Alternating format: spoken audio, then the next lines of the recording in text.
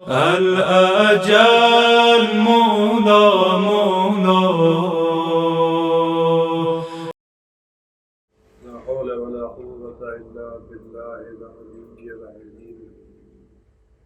أعوذ بالله السميع العليم من الشيطان الرجيم.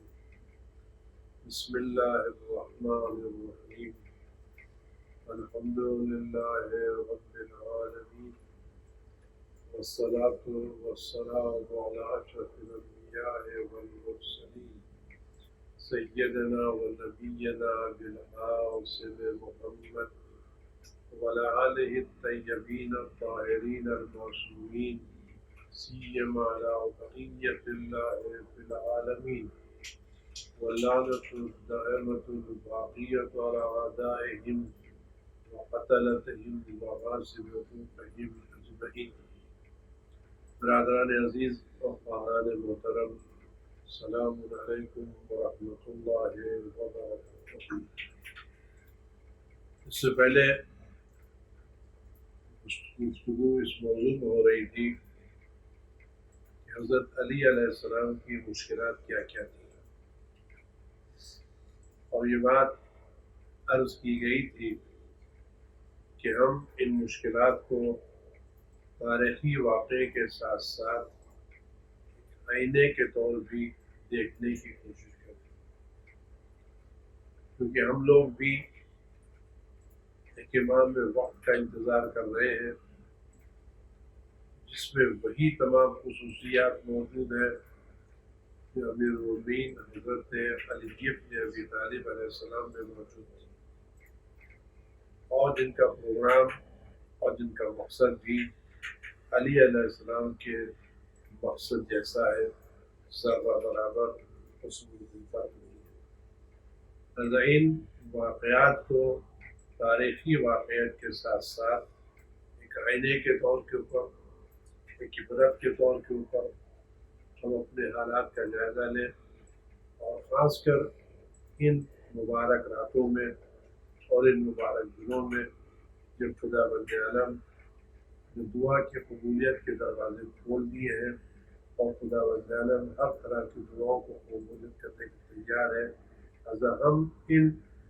مقدس راتوں میں خدا بند عالم کی بارگاہ میں پاک خواہ کر کے، گڑگڑا کر کے، محمد علیہ السلام کا واسطہ دے کر کے دعا کریں، پروردگار جب امام کو ظہور ہو ہمیں ان کے پروگرام پر ثابت قدم رہنے کی توفیق عطا فرما، اور ان کے ہر فعل پر، ہر قدم پر راضی رہنے کی توفیق فرما، اور ہمیں توفیق دے کہ ان کے کسی بھی فیصلے کے تعلق سے ذرہ برابر اپنے دل میں ذرا سے بھی خلش یا کمی محسوس نہ کریں، بلکہ ہم ان کے فیصلے کے سامنے پوری طرح سے تسلیم رہیں۔ اس طرح کا ایک دل کا مطالبہ کریں جو دل تمام احکام امام زمان کے سامنے پوری طرح سے تسلیم ہو اور ذرا سا بھی دل میں کوئی تکلیف محسوس ہو۔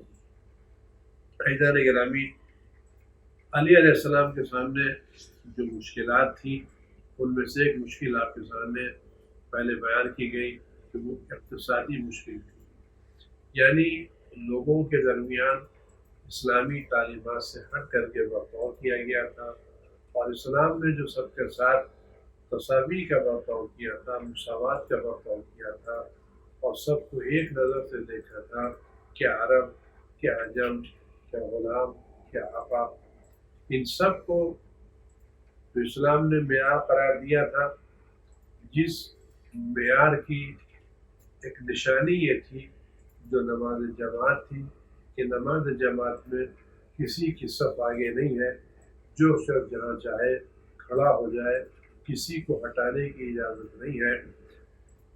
عرب کے بغل میں عجم کھڑے ہو جائے، غلام کے بغل میں آقا کھڑا ہو جائے، یا آقا کے بغل میں غلام کھڑا ہو جائے۔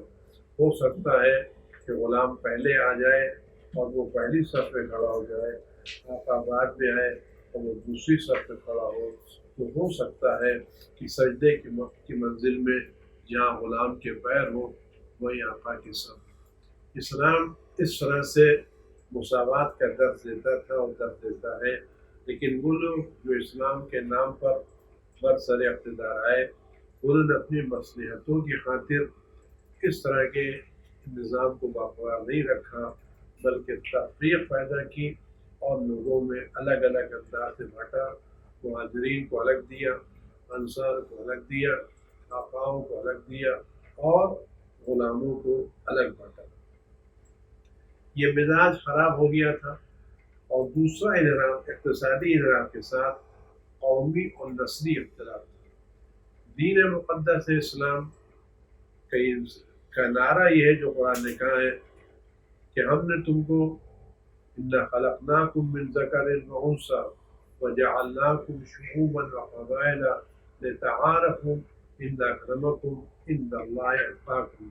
ہم نے تم کو ایک مرد ایک عورت سے پیدا کیا، اور پھر ہم نے تم کو مختلف شعبوں میں، مختلف قبیلوں میں، مختلف خاندانوں میں تقسیم کیا، لِتَعَارَفُوا تاکہ تم ایک دوسرے کو پہچان سکو، ایک دوسرے طرف عزت رکھ سکو۔ وَإِنَّ أَكْرَمَكُمْ عِندَ اللَّهِ أَتْقَاكُمْ۔ لیکن فضیلت، برتری، بڑائی تقوی کی بنیاد پر ہے، خاندان کی بنیاد کے اوپر، نسل کی بنیاد کے اوپر۔ اسلام میں کوئی بڑائی نہیں ہے، اگر بڑائی ہے تو تقوی کی بنا پر ہے۔ اور اگر دین مقدس اسلام نے کچھ لوگوں کو برتری دی ہے تو ان کی ذمہ داریاں بھی دوسروں سے زیادہ رکھی ہیں۔ مثلا قرآن کریم نے پیغمبر کی ازواج کو امہات المومنین کا لقب دیا ہے، اور ان کا درجہ ام المومنین کا درجہ دیا ہے۔ جہاں ان کو ام المومنین کا درجہ دیا ہے، وہی قرآن کریم نے جملہ بھی کہا ہے اگر یہ پیغمبر کی بیویاں کوئی غلط کام کریں گی تو ہم ان کو عذاب بھی دوہرا دیں گے۔ ایک عذاب حکم خدا کی مخالفت کرنے کا، اور ایک عذاب رسول اللہ کے احترام کو پامال کرنے کا اور ان کی حرمت کو خراب کرنے کا۔ لہذا اگر اس طرح کی ازواج کا درجہ بلند ہے تو ان کی گرفت بھی زیادہ ہے، ان کی پکڑ بھی زیادہ ہے، ان کی ذمہ داری بھی زیادہ ہے۔ دین مقدس اسلام مساوات کا درس لے کر کے آیا تھا۔ اس میں عرب و عجم کی کوئی تقسیم نہیں تھی، لیکن حضرت علی علیہ السلام کو 25 سال کے بعد جو معاشرہ ملا، جس اسلام کو علی علیہ السلام نے اپنے خون جگر سے سینچا تھا اور جس کے لیے قربانیاں دی تھی، اور جو علیہ السلام نے اپنے زندگی میں قدم قدم پر رسول اللہ کی سیرت دیکھی تھی، رسول اللہ کے اقوال دیکھے تھے، رسول اللہ کی تعلیمات دیکھی تھی، وہ انہوں نے 25 سال کے بعد جب حکومت ان کے ہاتھوں میں آئی تو وہ دیکھا کہ جو تعلیمات بالکل ہٹا دی گئی تھی، اور وہ تعلیمات اسلامی معاشرے میں رائج ہو گئی تھی جن کا تعلق اسلام سے کم تھا اور جاہلیت سے زیادہ تھا۔ یہ 25 سال کی عادتیں اتنی زیادہ خراب ہو گئی تھی کہ ان کو درست کرنا اور پھر ان کو رائے راست پلانا اتنا آسان کام نہیں تھا۔ مثلا جو کام وہاں پر خراب ہوا وہ یہ ہوا کہ اسلام آنے کے بعد بہت سے لوگ جو غلام تھے وہ آزاد ہو گئے، اور کچھ لوگ جنگی قیدی بن کر کے آئے، اور اسلام کی جب فتوحات شروع ہوئی تو بہت سے لوگ جو جنگ میں قید ہو گئے تھے جب وہ آزاد ہو کر کے آئے اور ان لوگوں کو لوگوں نے آزاد کر دیا، تو اس صورت میں اسلامی معاشرے میں دو طرح کے افراد آ گئے۔ کچھ وہ لوگ جو پرانے تھے، اور کچھ وہ لوگ تھے جو قید ہو کر کے آئے تھے اور ان کو آزاد کر دیا گیا تھا، یہ موالی کہلاتے تھے۔ یہ موالی افراد کی تعداد اچھی خاصی تھی۔ اس بنا کے اوپر عرب ان موالی لوگوں کو، ان آزاد لوگوں کو اپنا غلام سمجھتے تھے، اور اپنے کو ان کے سے زیادہ برتر اور بالاتر تصور کرتے تھے۔ اس تصور کو بالاتر کرنے کے بعد لوگوں نے کیا کیا تھا، ان لوگوں کے درمیان پچھلی حکومتوں نے تمیز کر دی تھی، چیزیں الگ کر دی تھی کہ عربوں کا درجہ، آقاؤں کا درجہ، مالکوں کا درجہ الگ تھا، غلاموں کا درجہ، آزاد شدہ لوگوں کا درجہ الگ تھا۔ اب ظاہر سی بات ہے کہ یہ چیز سماج میں رائج ہو چکی تھی، اس رائج چیز کو ٹھیک کرنا آسان کام نہیں تھا۔ علی علیہ السلام کے لیے یہ بہت بڑا چیلنج تھا۔ اب یہاں پر اب آپ غور کریں، جو علی علیہ السلام کی دوربینی تھی اور جو انہوں نے دور رس نگاہیں جو دیکھ رہی تھی، وہ کیا دیکھ رہی تھی؟ جب شورا میں بات خلافت کی آئی اور یہ بات رکھی گئی علیہ السلام کے سامنے کہ ہم آپ کو خلیفہ بنانے کے لیے تیار ہے اور آپ کی خلافت کو تسلیم کرنے کے لیے تیار ہے، شرط یہ ہے کہ آپ قرآن اور سنت رسول اللہ کے ساتھ آپ سیرت شیخین پر بھی عمل کریں گے۔ آپ غور کریں، یہ قرآن اور سنت رسول خدا کے مقابلے پر جو ان کے ہم پلہ سیرت شیخین کو قرار دینا، کیا اس بات کی دلیل نہیں تھی کہ سیرت شیخین اگر مستقل حیثیت رکھتی ہے تو اس کا مطلب ہے یہ سیرت شیخین قرآن کے خلاف ہے اور حدیث اور سیرت پیغمبر کے خلاف ہے۔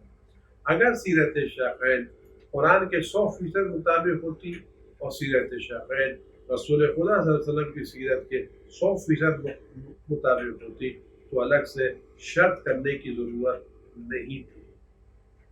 یہ شرط بتانے کہ آپ قرآن اور سنت رسول خدا صلی اللہ علیہ وسلم کے ساتھ ساتھ سیرت شیخین پر عمل کریں گے، کیا چیز تھی؟ سیرت شیخین کیا تھی؟ کیوں یہ اصرار کیا جا رہا تھا سیرت شیخین پر عمل کرنے کے لیے؟ یہ بات انشاءاللہ آگے عرض کروں گا انحرافات دینی کے تعلق سے یاد رہا ذہن میں۔ تو یہ سیرت شیخین کیوں مستقل قرار دی؟ وجہ کیا تھی کہ سیرت رسول میں اور سیرت قرآن میں سب اللہ کے بندے ہیں اور سب کا سلسلہ جا کر کے جناب آدم اور جناب حوا سے ملتا ہے۔ سب کے سب ایک ہی باپ سے ہیں، ایک ہی خاندان ملتے ہیں۔ جب جناب آدم علیہ السلام سے جا کے ملتا ہے تو جناب علیہ السلام نہ غلام تھے، نہ ان کی زوجہ جناب حوا کنیز تھی۔ جب ان نہ وہ غلام تھے نہ کنیز تھے، ان کے اولادیں بھی غلام و کنیز نہیں ہو سکتی۔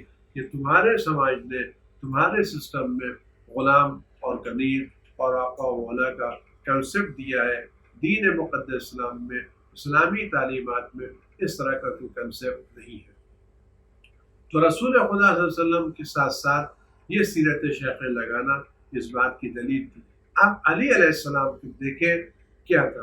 علی علیہ السلام آج طرح کے سیاست مدار نہیں تھے کہ وہ حکومت حاصل کرنے کے لیے ہر طرح کے وعدے کر لیں، ہر طرح کی باتیں کر لیں، ہر طرح کی شرطیں لگیں اور جب حکومت مل جائے تو سب کو پامال کر دیں اور سب کو نظر انداز کر دیں۔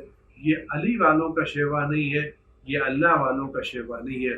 وہ جو شرط کرتے ہیں وہ پوری کر کے رہیں گے، ان میں ذرہ برابر، منہ کے برابر بھی، بال کے برابر بھی ذرہ برابر انحراف نہیں ہو سکتا۔ حضرت علیہ السلام نے صاف صاف انکار کیا کہ میں قرآن پر تو عمل کروں گا، سیرت رسول پر تو عمل کروں گا، لیکن سیرت شیخین پر عمل نہیں کروں گا۔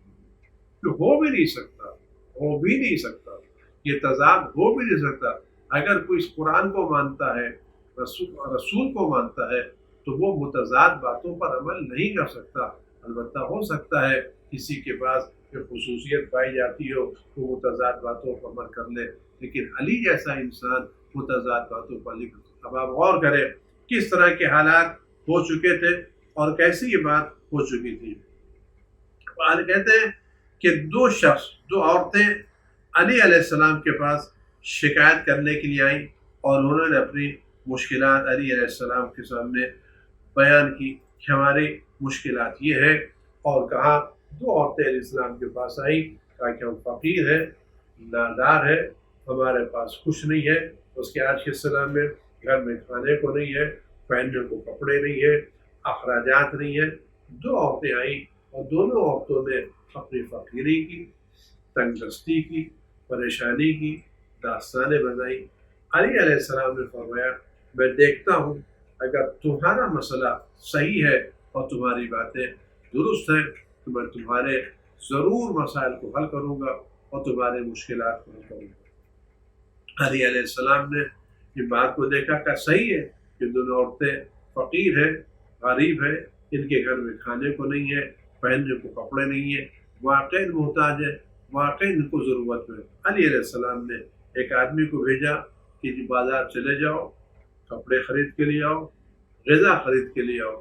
وہ شخص بازار گیا، اس نے ایک طرح کے 2 کپڑے خریدے، ایک طرح کی غذائیں خریدی، اور وہاں پر لینے کے بعد جب آیا تو علی علیہ السلام نے ان کو ایک کپڑا ان کو دیا، ایک لباس ان کو دیا، غذا ان کو دی، غذا ان کو دی، اور دونوں کو 100 درہم برابر کی دی۔ غریب تھی، برابر سے تقسیم کیا۔ جب یہ تقسیم کر چکے تو اس نے ایک عورت نے کہا، اعتراض کیا کہ آپ نے یہ کیا کیا؟ میں عرب ہوں، یہ میری کنیز ہے، میں عرب ہوں، یہ میری کنیز ہے، آپ نے ہم دونوں کو برابر کیوں کیا؟ فقیری الگ چیز تھی، اور ذہن میں جو غرور و تکبر و بڑائی کا سودا تھا وہ الگ تھا۔ یعنی ذہن اتنے زیادہ خراب کر دیے گئے تھے کہ فقیری کے بعد بھی ذہن سے وہ غرور و تکبر، وہ بڑائی کا احساس جاتا نہیں تھا۔ آپ غور کریں، حکومتوں میں کی تبدیل ہونے میں صرف سربراہ حکومت تبدیل نہیں ہوتی کہ ایک پارٹی آئی چلی گئی دوسری آئی، اس تبدیلی میں فکریں تبدیل ہوتی ہیں، ذہن تبدیل ہوتے ہیں، مزاج تبدیل ہوتے ہیں، اور جب مزاج تبدیل ہو جائے تو ان کو 2 مرتبہ واپس لانا آسان نہیں ہوتا۔ علی علیہ السلام نے دونوں کے سامنے کام کیا کہ آپ کیوں کر رہے ہیں؟ میں عرب ہوں۔ تو علیہ السلام نے کیا جواب دیا؟ امام نے فرمایا، میں نے قرآن پڑھا، غور کیا، تدبر کیا، باریکی سے دیکھا، لیکن میں نے کہیں قرآن میں یہ نہیں پڑھا کہ فرزندان اسماعیل کو فرزندان اسحاق کو کوئی ترجیح دی گئی۔ علی کا بات کیا تھی؟ قرآن میں ترجیح کی بات نہیں، حقوق سب کے مساوی ہیں۔ اگر کوئی غلط کام کرے گا تو سب کو ایک جیسی سزا ملے گی، مال بیت المال تقسیم ہوگا تو ایک جیسا تقسیم ہوگا۔ اللہ کی بارگاہ میں اگر درجہ ہے تو مال کی بنیاد پر نہیں ہے، اللہ کی بارگاہ میں درجہ ہے تو تقوی کی بنیاد پر، پرہیزگاری کی بنیاد کے اوپر، ایمان کی بنیاد پر، اس کا درجہ انشاءاللہ الگ آ کر کے دے گا۔ اس بنا پر علی علیہ السلام جب تقسیم کرتے تھے تو سب کو برابر سے تقسیم کرتے تھے، وہ کہتے تھے سب اللہ کے بندے ہیں، کہ کنیز و غلام کا فرق تمہارا ہے، ہمارا کوئی کام اس کے اندر نہیں ہے۔ یہ مشکل تھی علی علیہ السلام کے ساتھ۔ علی علیہ السلام بار بار یہ فرمایا کرتے تھے، میں سرخ و سفید کے درمیان، سیاہ و سفید کے درمیان برابر سے تقسیم کروں گا، اور کسی کے درمیان ذرہ برابر بھی فرق نہیں کروں گا۔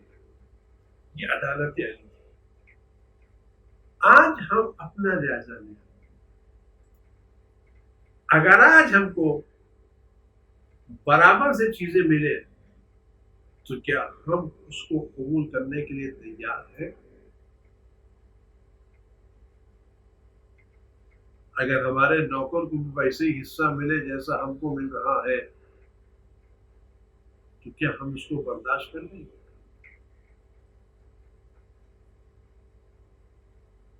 یہ تصاویر،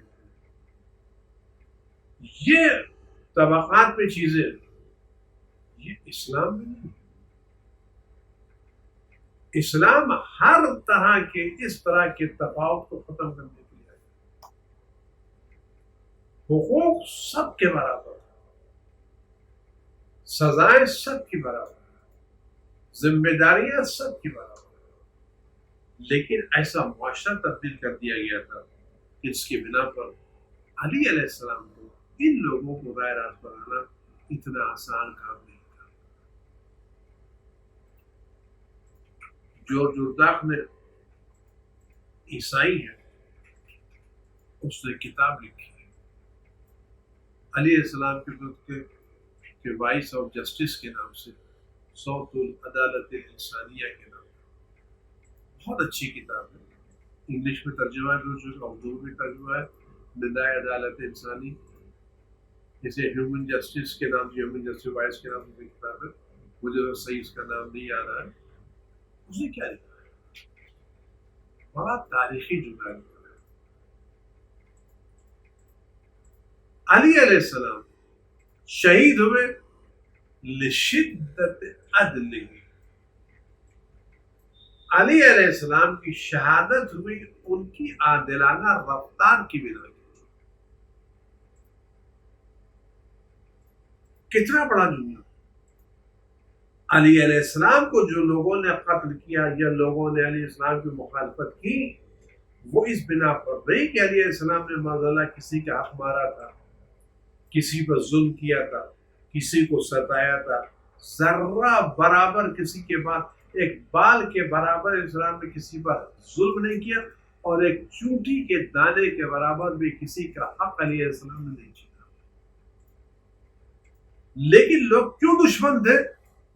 اس لیے کہ مزاج خراب ہو چکے تھے، تہذیبیں بدل چکی تھی، کلچر تبدیل ہو چکے تھے۔ علی علیہ السلام عادلانہ برتاؤ کرنا چاہتے تھے، اس عدل کے برتاؤ کو ہر آدمی قبول کرنے کے لیے تیار نہیں۔ امام زمان علیہ السلام کے بارے میں رسول خدا کی حدیث یہ ہے، رسول خدا صلی اللہ علیہ وسلم فرمایا کہ جب مہدی آئیں گے تو لوگوں کے درمیان مساوات سے تقسیم کریں گے، برابری سے تقسیم کریں گے۔ اور غور کریں، علی علیہ السلام نے مساوات کے ساتھ تقسیم کی تو جن کے مزاج بدل چکے تھے، عادتیں خراب ہو چکی تھی، وہ اس عادلانہ رفتار کو قبول نہیں کرتے۔ ہم اپنا جائزہ لیں، پیغمبر اکرم صلی اللہ علیہ وسلم کی روایت ہے کہ آنے والا عادلانہ تقسیم کرے گا، آیا ہم امام وقت کی عادلانہ تقسیم پر راضی ہوں گے؟ ابھی سے اپنے آپ آمادہ کریں اور خدا کی بارگاہ میں گڑ گڑا کر کے ایسے دل کی تمنا کریں، دعا کریں جو امام کے ہر فیصلے کے سامنے راضی ہو۔ لیکن علی علیہ السلام کی بات عرض کر رہا ہوں کہ اسلام نے ساری مخالفتیں مول لی، لوگوں کے اعتراضات سنے، لوگوں کی باتیں سنی، سب کچھ سنی، لیکن خدا کے راستے سے، عدل کے راستے سے ایک بال برابر بھی انحراف نہیں کیا، ایک بال برابر بھی انحراف نہیں کیا۔ اسے کہتے ہیں سیرت علی۔ شہید ہو گئے، ممبروں پر گالیاں دی گئی، مخالفت سب علی نے برداشت کیا، لیکن خدا کے راستے سے، عدل کے راستے سے ایک ذرہ برابر انحراف کو برداشت نہیں کیا۔ اگر آج ہم علی کے چاہنے والے ہیں اور ان کی محبت کا دم بھر رہے ہیں تو ہمیں بھی یہی راستہ اختیار کرنا چاہیے، جس کا دل چاہے گالی دے، جس کا دل پورا بھلا ہے، جو فیصلہ کرے، ہمیں عدل کے راستے سے، مساوات کے راستے سے، انصاف کے راستے سے دور نہیں ہونا چاہیے۔ یہی تعلیم ہے اہل بیت علیہ السلام کی۔ والسلام علیکم ورحمۃ اللہ وبرکاتہ۔ اللهم صل على محمد وآل محمد